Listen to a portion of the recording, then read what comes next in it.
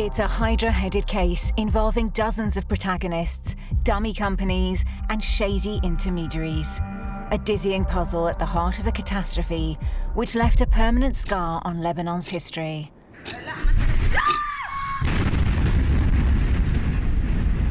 So many people died, so many houses were demolished. A quarter of Beirut was, eaten up.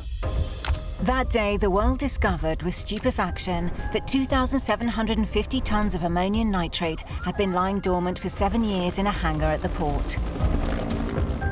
It was a cargo shipped in 2013, which was neither intended for Beirut nor supposed to remain there. Who knew what and when? And why was nothing done? There was at the very least criminal negligence, and probably more. While the official inquiry got bogged down with political interference, civil society sprang into action to uncover the inner workings of this scandal. It is important that we not bury the facts around who knew what when and what their responsibility was. What follows is what they discovered in the murky depths of this event.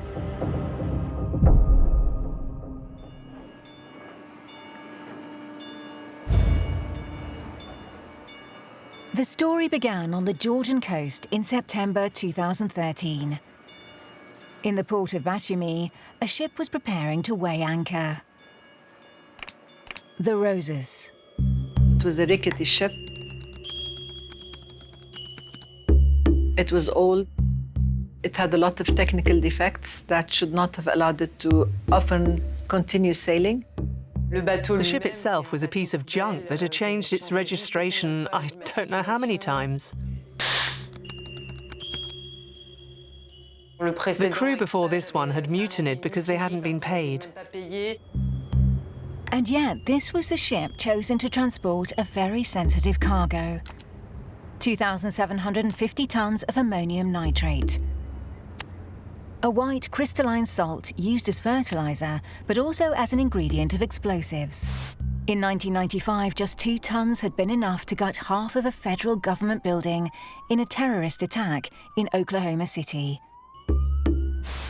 It was also known to be used by the so-called Islamic State terrorist group, or in the Syrian regime's barrel bombs. Who then in Georgia was getting ready to export 2,750 tons of the stuff?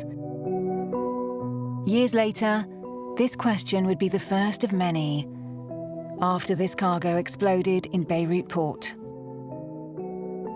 Journalists and researchers have attempted to trace back the whole chain of responsibility for this disaster, starting with the product's shipper, named in the bill of lading as Rustavi Azot LLC. In other words, the Southern Caucasus' major producer of fertilizer.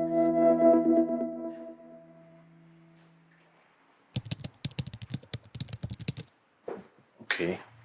This factory at that time was owned by a Georgian businessman. His name is Roman Pipia. In 2016, he got bankrupted, as he said. But anyway, the factory, Rustavi Azot in Georgia, it was actually controlled by another company called Draymore. Draymore, a name that doesn't appear on the bill of lading. But the cargo manifest, published the day of departure, the 27th of September 2013, says that Rustavi Azot was acting for and behalf of this company. Draymore describes itself as a leading global fertilizer trading company, so it was this company, allegedly, which asked this Georgian factory to produce and transport the cargo. On the export documents, sometimes Draymore's name appears and sometimes it doesn't. That's why a lot of people missed it.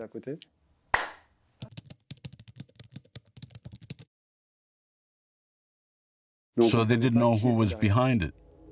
The journalists of Review 21 were on the case. It appeared that Singapore-based Draymore Fertilizer was 100% owned by a Russian-Israeli Alexander Shishkin. Alexander Shishkin is a discreet businessman based in Russia. who travels a lot in Europe. He uses his Israeli nationality to go on doing business in the US, in South America, all over. His name appears nowhere. It was only by poring over certain commercial litigations in Europe and the US that it became clear he owned 100% of Draymore Fertilizer, which has an annual turnover of $1.5 billion and was therefore a major international company. In 2013, then, it would have been this man of the shadows, Alexander Shishkin, who was behind the contract with Rustavi Azot to produce and transport these 2,750 tons of ammonium nitrate. The Rhosus was tasked with travelling halfway around the world, to Mozambique. And the official purchaser, Mozambique's Fábrica de Explosivos.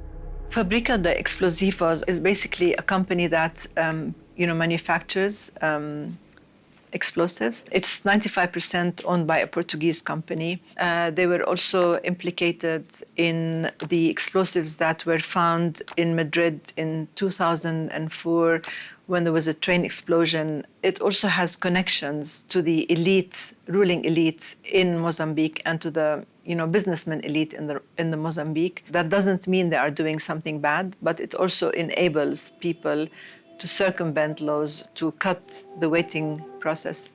And this is a pattern we find in that globalized, organized crime and corruption economy. A businessman behind the contract, seemingly keen to remain in the shadows. A dangerous cargo, a vessel far from seaworthy, and a purchaser with a disturbing profile. At the time, nothing caught the attention of the port authorities. The papers were in order, and the Rhosus was allowed to set off. Its first port of call was Tuzla in Turkey, where it stayed from the 3rd to the 16th of October 2013.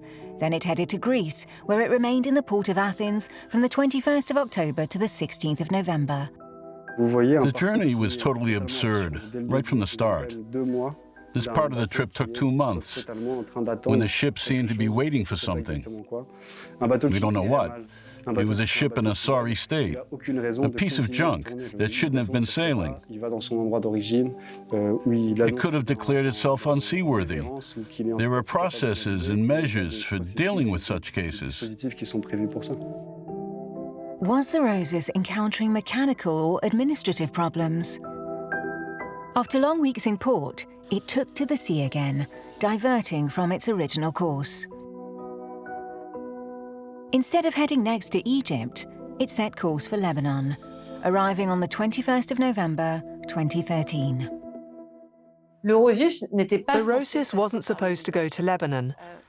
It was because the ship owner didn't have the necessary funds to pass through the Suez Canal that it made this stopover to pick up seismic equipment, as ordered by Lebanon's energy minister at the time, for carrying out oil exploration along the Lebanese coast. Why did the ship even take to the sea if it couldn't afford the passage through the Suez Canal? Some ship owners do so, picking up new cargoes on the way to pay for their passage. But the Rhosus was already fully laden.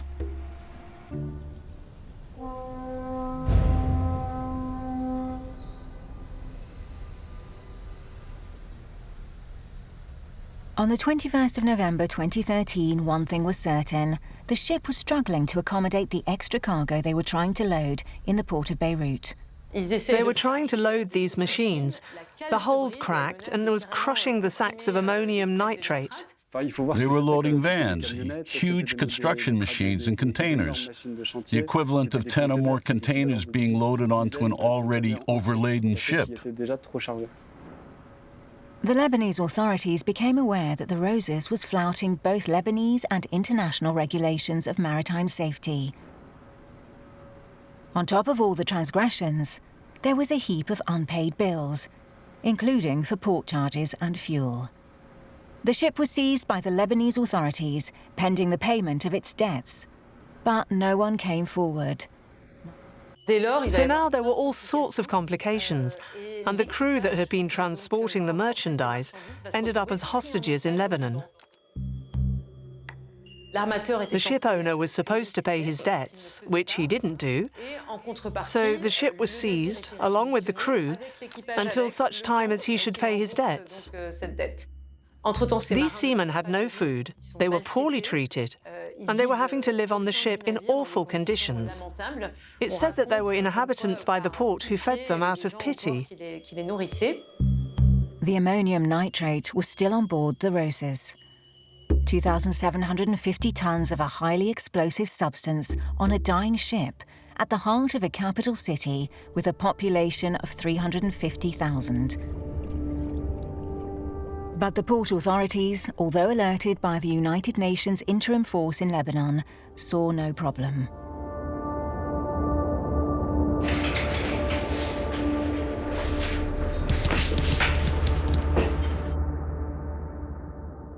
When Rhosus entered, the UNIFIL asked the army to inspect the ship because they knew that the cargo is like something like ammonium nitrate or something like that. And then the army answered, the ship is clear. But nor in its manifest, nor in its arrival notice, it was mentioned that it has ammonium nitrate. On the Rhosus's arrival notice for Beirut, the description of the cargo was perfunctory: 2,750 big bags. No mention of what they contained. It's an anomaly that doesn't really surprise those who are used to the Lebanese port. It is a feature of how the port was functioning. The port scanner was broken, things were not being inspected. The report sometimes is jokingly referred to as the cave of Ali Baba and the 40 Thieves, because it was understood to be supportive of private interests as opposed to the public good. There were estimates of the amount of money that was lost to the state as a result of the negligence, the malfeasance, the lack of organization of the port at $2 billion a year. Impossible to know whether the cargo, still absent from the official records, was still there in its entirety. It wasn't until the 21st of February 2014 that a customs officer finally took an interest in the Rhosus and its cargo. A man found dead in mysterious circumstances 3 years later. Joseph Scaff. We inform you that we have received information concerning the ship Rhosus in Dock 11 of Beirut Port, which contains a cargo of ammonium nitrate, a highly dangerous and explosive substance and a threat to public safety. Rhosus docked at Beirut Port for like 3 months, docked. I'm not saying that they were like, it was away or something, no, docked Beirut Harbor. For 3 months, and no one sent anything related to ammonium nitrate. No one until this colonel. Aged 50, Joseph Scaff was well known among his colleagues for his rigor, his integrity, and his dedication to fighting all manner of illegal trafficking. He concluded his alarming report about the Rhosus by suggesting a raid by the Lebanese authorities. I suggest asking Beirut squad chiefs and the head of the Manifest Service to collaborate with the land-based authorities in removing the ship from Dock 11, transferring it to the seawall, and, if possible, placing it under the surveillance of the port authorities. When Joseph Scaff asked them to move the ship away, he was not telling them to move the ship away because of the explosion. I mean, if the ship managed to explode there or just outside the harbor, almost the same result. He was just telling them to do that because he was afraid that someone might be stealing or these people might be smuggling ammonium nitrate while docking there. It wasn't until 2 months after Joseph Scaff's alert that the Maritime Inspection Services finally decided to question the captain of the Rhosus. But his statement focused more on the state of the ship and crew than on that of the cargo. We want to go home, especially as we haven't been paid since September 2013. We have contacted the Beirut legal practice, which took the ship's documentation in order to analyze the situation, and we're awaiting the report. A few days later, Beirut's harbour master received a letter from these lawyers, retained by the ship's captain. To give their request more weight, the lawyers made a point of how dangerous ammonium nitrate is, listing all the major disasters caused by this product. In September 2014, the crew are finally given permission to leave the ship. They had a wait of 10 months on the deck in miserable conditions, with garbage piling up, no water, no electricity, until, they won the court case and were able to leave. The lawyer's letter also moved things forward regarding the ammonium nitrate.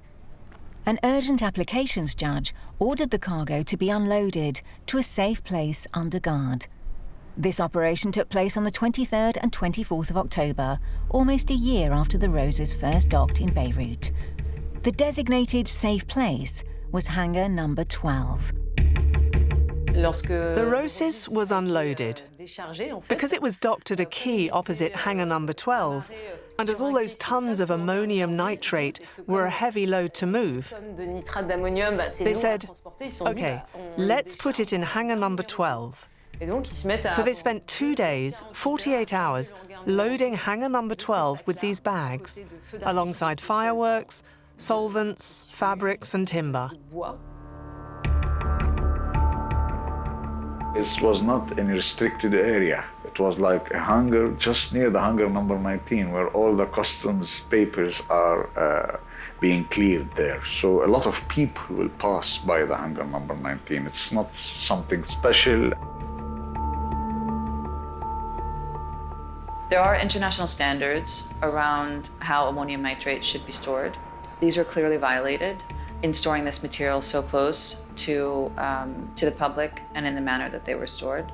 In a hangar like this that is filled with hazardous material, you don't have any sprinklers.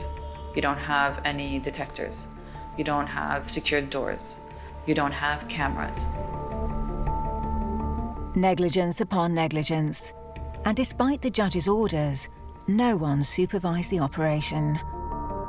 When the clerk goes to the port to oversee the transport of the material, he's told to come back at another day. And now, when he does that, he's told that the ammonium nitrate has already been transported. So we do not have evidence or an individual who has actually spoken about the transport of the material to verify that the 2,750 tons all made it into the hangar.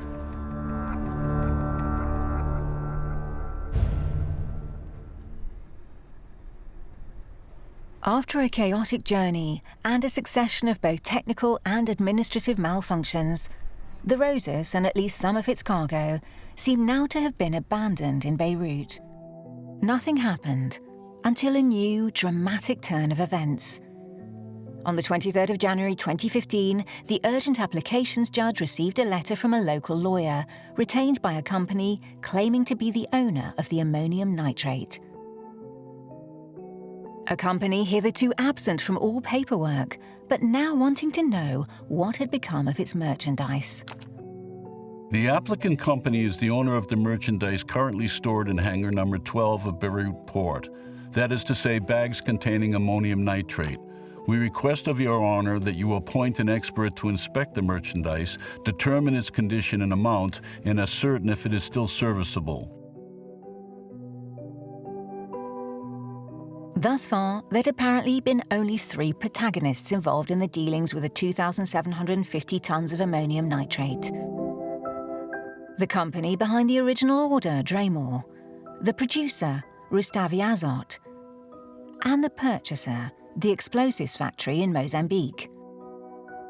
This letter revealed the existence of an intermediary which had hitherto passed under the investigators' radar, Savaro Limited.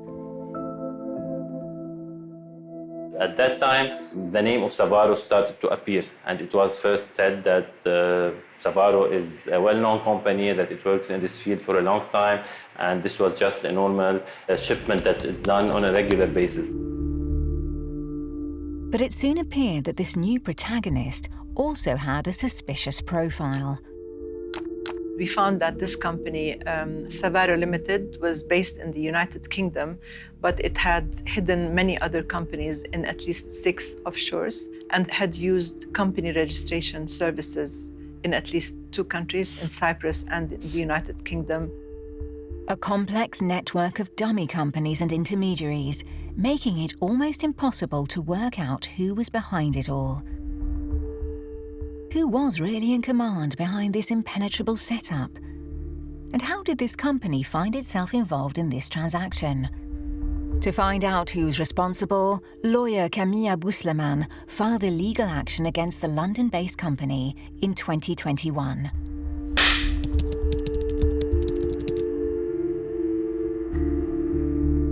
Savaro UK was the company which made the application in Lebanon to take possession of the ammonium nitrate.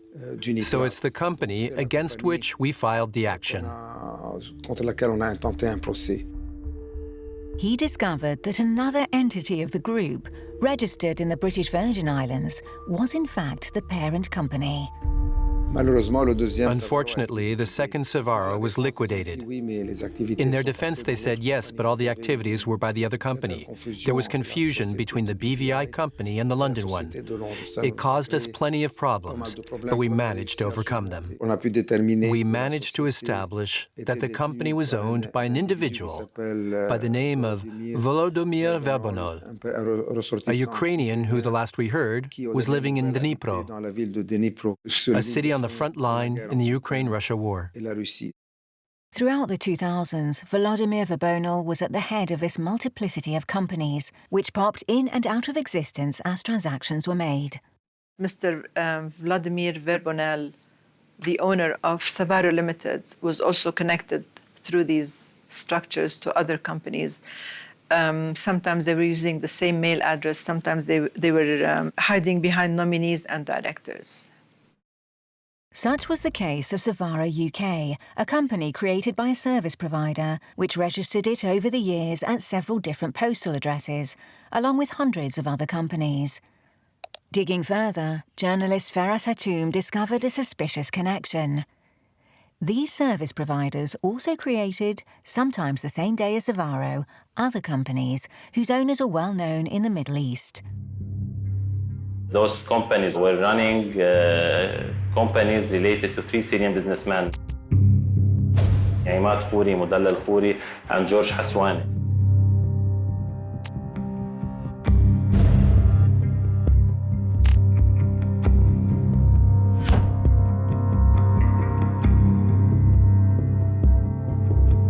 They're close to the Syrian regime. They were put on the American list of sanctions, the opaque, I guess, between 2014 and 2015. Mudalla al-Khouri was put for many reasons, but among those reasons was the belief that he was behind a shipment that tried to bring ammonium nitrate to Syria in the end of 2013, which was at the same time when Rhosus came to Lebanon. Feras Hatoum realized that these Syrian businessmen were also customers of the FBME, the bank from which Charalambos Manoli, the owner of the Rhosus, obtained his loan of $4 million by putting up his ship as collateral. They are kind of main clients in this bank. They have more than, I guess, maybe 70 or 80 accounts relating to them. Just a coincidence? Or proof of Syrian involvement in the shady business of this cargo diverted to Beirut? We found no trace in the purchase of the ammonium nitrate, in the purchase contract, in the sale, among the shareholders of the company. We didn't see any link. That doesn't mean that a link doesn't exist, just that we didn't see any. But the uncertainty gives rise to all manner of hypotheses, mainly related to the region's political situation. At that time, Syria was being torn apart by civil war. Bashar al-Assad was fighting for his survival with the support of Hezbollah, Russia, and Iran. Hit by international sanctions, the Syrian had set up sophisticated networks for acquiring weapons and explosives, especially ammonium nitrate.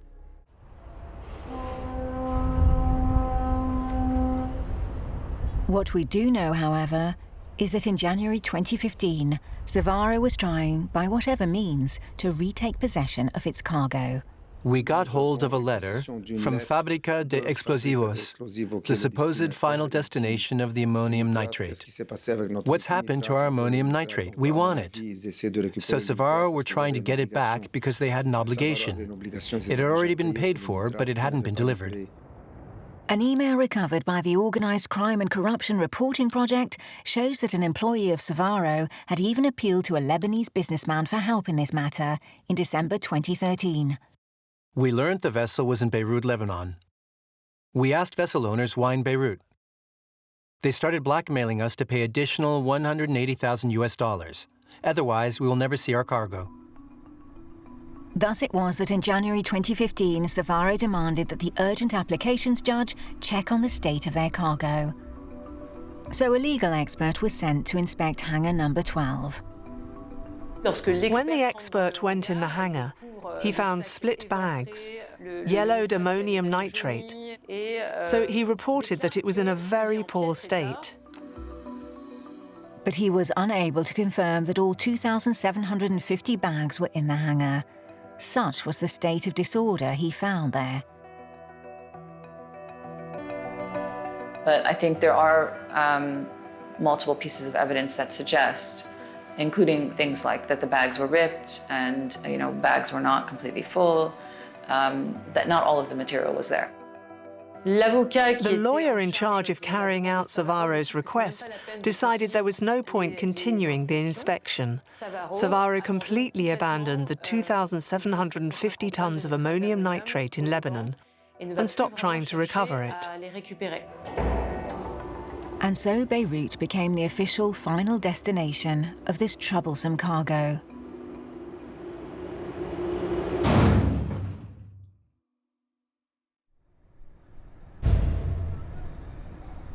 The fate of all this ammonium nitrate, abandoned by its owners, was now solely in the hands of the Lebanese authorities. The problem with the Port of Beirut is the total confusion that reigns there. It's not clear who's responsible for what. Hence the mess we found ourselves in. The port's administrative structure is complex and disconnected. In 1990, at the end of the Civil War, an interim commission was set up to manage the port. Called the Beirut Port Authority, it's still in place and answers to the Ministry of Public Works and Transport. It's separate from the Customs Administration, which is under the authority of the Ministry of Finance. The Port Authority was responsible for the transport of this material to the hangar and its safe storing. Customs officials are responsible for securing the material in the port and ensuring that it doesn't pose a risk to the public. And they have authority to act, to do so.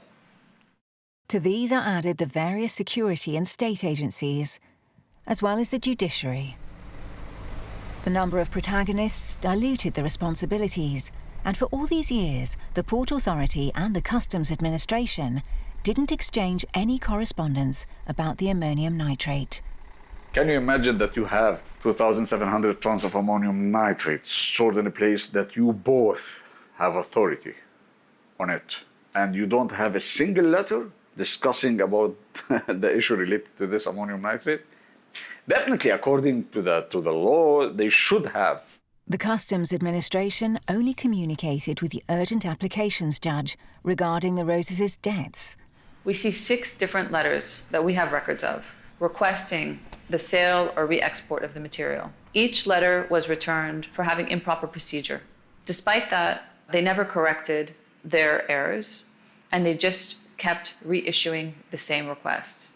Judicial experts that we spoke with told us that even absent a judicial order, Customs could have acted to re-export the material, to secure the material, and to destroy the material.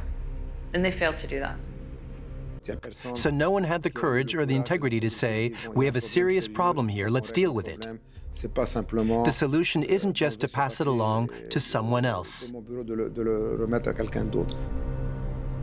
In 2015, this someone else finally ended up being the army.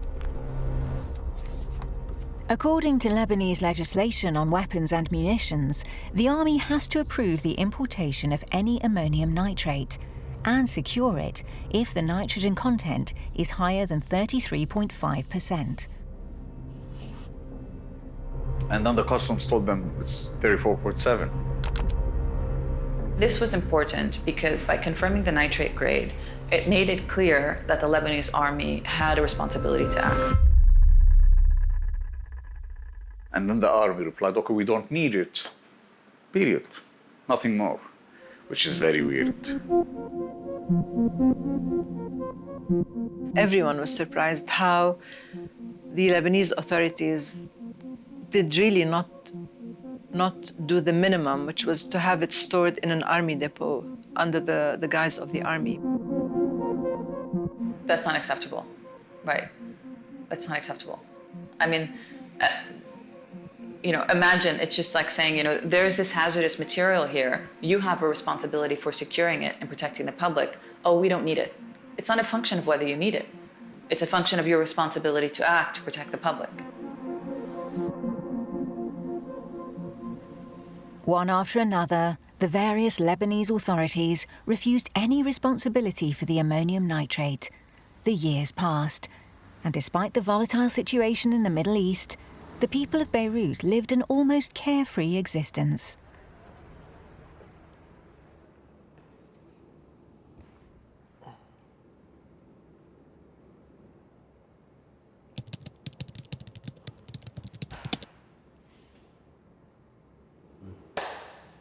They were great years for us throughout that whole period from 2014 to 2019.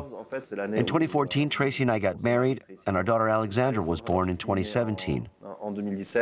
We were enjoying a happy life together, watching her grow up. It was the beginning of our family, of our shared adventure. No one, or hardly anyone, knew what was happening at that time in Beirut port. In 2018, the Rhosus, abandoned at quay number 8, sank amid general indifference. The wreck has never been removed from Lebanese waters.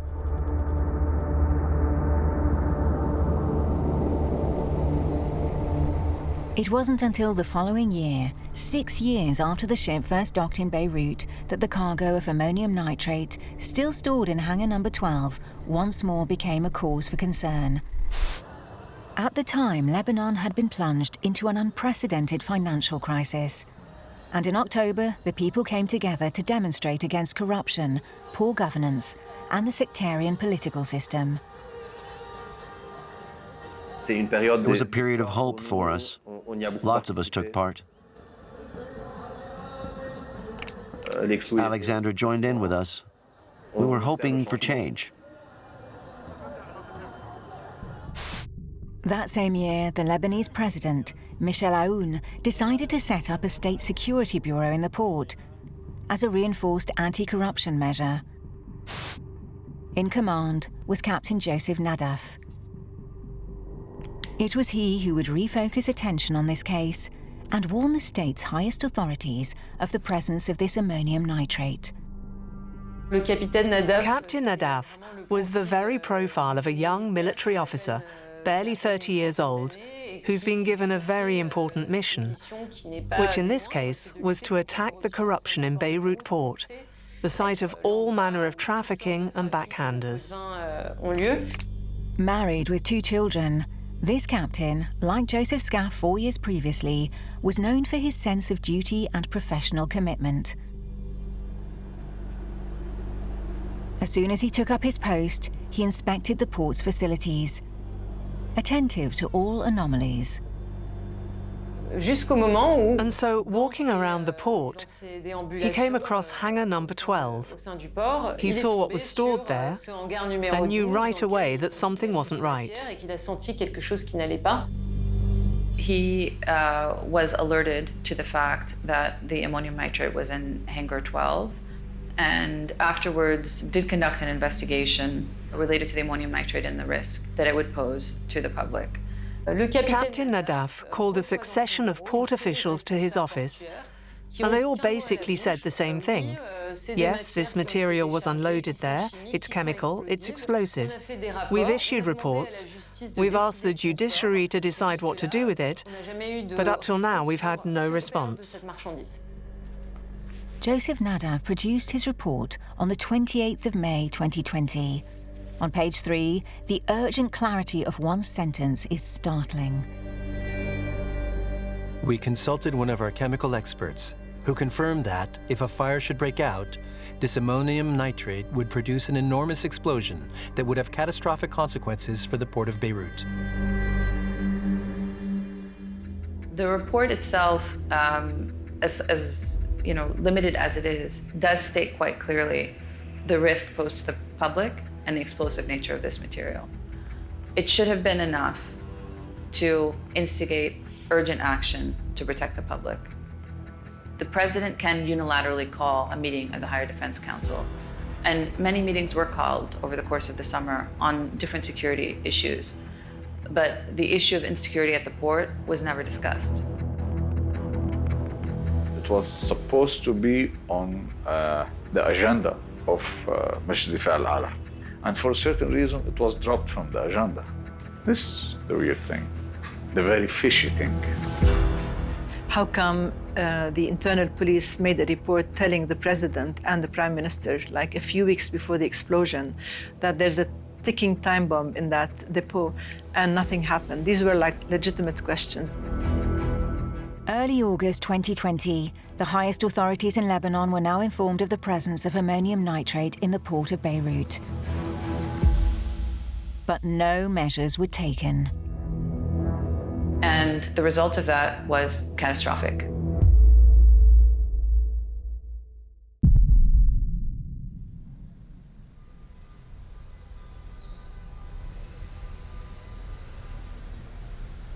It was a normal COVID day. In fact, we were working from home, where we are now, here in our flat. My daughter was here, Tracy was here, and there was a friend of ours here too. Alexandra was playing with her dolls here in the living room.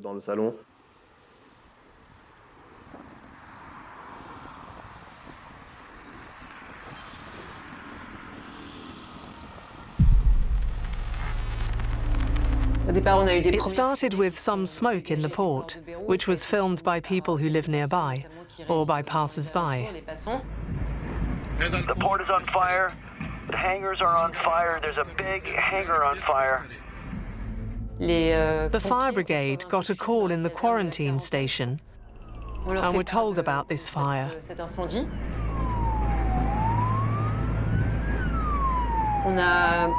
So 10 firefighters, 10 comrades, set off blindly in their truck towards the port, not knowing anything about it.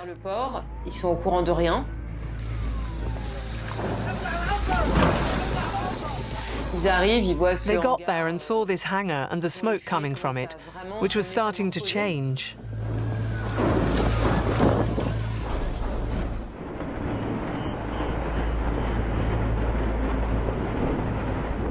The firefighters got in touch with the station, saying they needed backup. So practically everyone from the fire station got into trucks to go and join their comrades.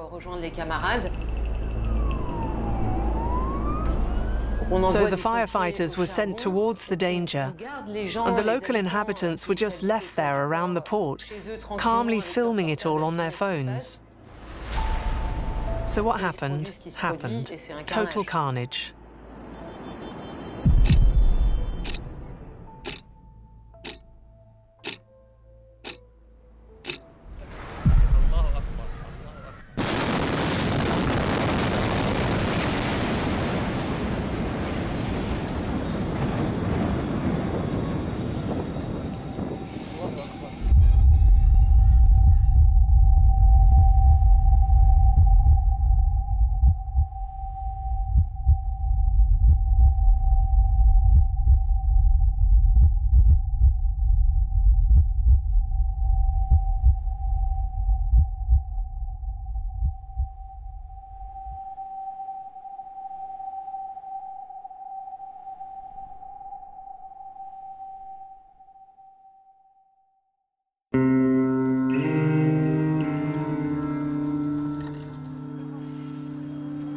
The energy of the blast was such that everything in the flat was destroyed, and we were thrown backwards.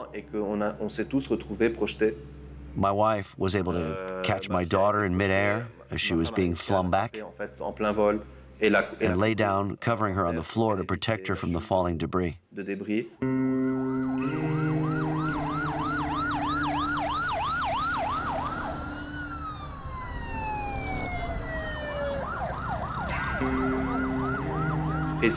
Tracy was really badly hurt.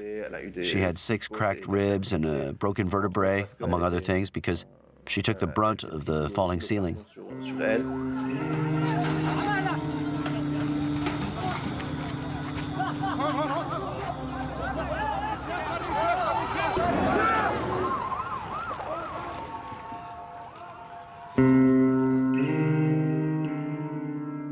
My daughter took a shock to the brain, not from, in fact, that shows the force of the blast. She didn't bang her head against the wall or anything like that. The blast itself was so powerful that it fractured her skull and caused a cerebral edema, which killed her.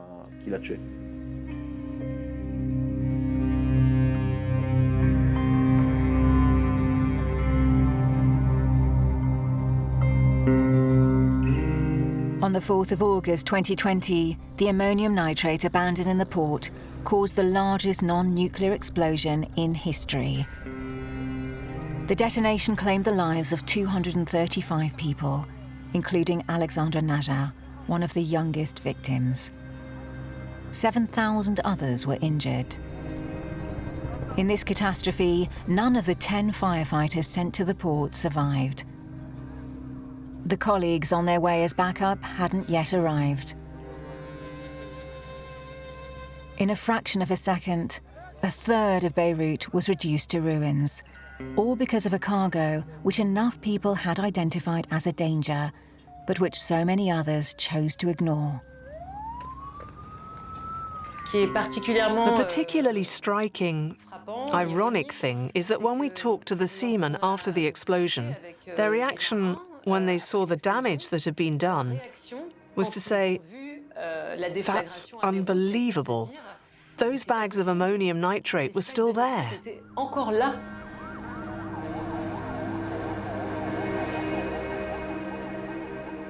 It wasn't until that evening that piecemeal bits of information on the cause of the disaster started being reported on the television. Officials tonight say a warehouse has for years been filled with dangerous explosive chemicals. Seized from a ship over a year ago, was being stored in one of the port's hangars. At 10 p.m., the Prime Minister, Hassan Diab, addressed the people with a promise which today provokes the anger of many. What happened today will have consequences. Those responsible will be made to pay. It's not my role to judge, these individuals, but the responsibility under international human rights law is clear. The failure of the state to act to protect the public is a violation of the right to life. Why did the stock of ammonium nitrate explode on the 4th of August 2020? Immediately, the Lebanese authorities set themselves an ambitious goal: to publish a report on the responsibility within 5 days. In a country like Lebanon, when something like this happens, they rely heavily on international cooperation. After the explosion, experts started pouring in from all over, French, American, and British investigators. So teams, both Lebanese and from abroad, inspected the site, searching for any clues. Every theory was examined. And suspicion fell on Lebanon's ancient enemy, Israel. At the time, the tension between the Hebrew state and Hezbollah had yet again intensified. A few days before the explosion, there'd been shooting on Lebanon's southern border. An escalation of the conflict would have surprised no one. At first, yes, we could very well have thought that it was yet another strike on Lebanon by Israel.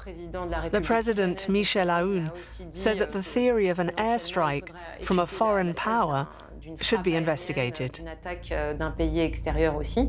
Very quickly, the press and social media were in a fury. Did Israel launch a totally unprecedented strike in order to destabilize the Shiite group? Israel immediately denied this, but the theory had legs, especially when the Israeli Prime Minister suggested a few weeks later that the site of the explosion could have been a storage facility for Hezbollah's weapons. The explosion happened here. This is the Beirut port. Now here's where the next explosion could take place, right here. The Hezbollah leader denied any such involvement, but speculation was rife. Had the ammonium nitrate belonged to Hezbollah? While some people in Lebanon were won over by this idea, others remained skeptical. Why the hell would Hezbollah store ammonium nitrate at Beirut harbor? He has the ability to bring ammonium nitrate and declare it as wheat, okay? And no one will know that ammonium nitrate came to Lebanon, and he can take it out and no one will know about that. So why the hell he might store it there? But the theory of a link to the Shiite group popped up again in 2021 when the conclusions of an FBI investigation were leaked to the press. According to the American experts, the explosion of the 4th of August was not what would be produced by 2,750 tons of ammonium nitrate. The FBI suggested that it was 500 tons. Because of the size of the explosion as well, that led to experts to believe that if it had in fact been 2,750 tons, that the explosion would actually have been even larger. Could Hezbollah have used the influence it had in Beirut port to get its hands on the ammonium nitrate, leaving only some of it in hangar number 12? This theory has spurred plenty of speculation, but so far there's been no convincing evidence pointing to the Shiite group's involvement. It's just as likely that some of the ammonium nitrate was sold illegally or stolen. But many Beirut residents remained convinced that just before the explosion on the 4th of August, they'd heard a plane flying over. What's that noise? Get inside, get inside.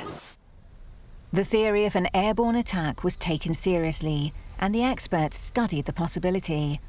Photos, videos, sound recordings, analysis of residue left after the disaster. Everything was examined in great detail. Everything except for one element that was cruelly lacking: satellite images of the port that day, which Lebanon didn't have. Lebanon hadn't been provided with these images, and they really fed the conspiracy theories that there really had been an airstrike that day, and that everyone was hiding the fact that Israel had carried this out. These images took a while to arrive, but they did eventually. The images sent by foreign intelligence services have never been made public, further fueling the suspicions of some people. But the report of the French investigators, which certain journalists managed to consult, leaves no room for doubt.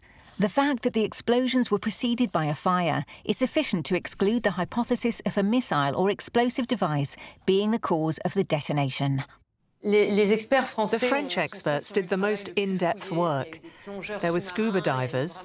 There was this collecting of all types of different elements, of evidence and so on, to try to determine what had happened. And I talked a lot to ballistics experts, who assured me that a plane or missile in the sky couldn't have gone unnoticed.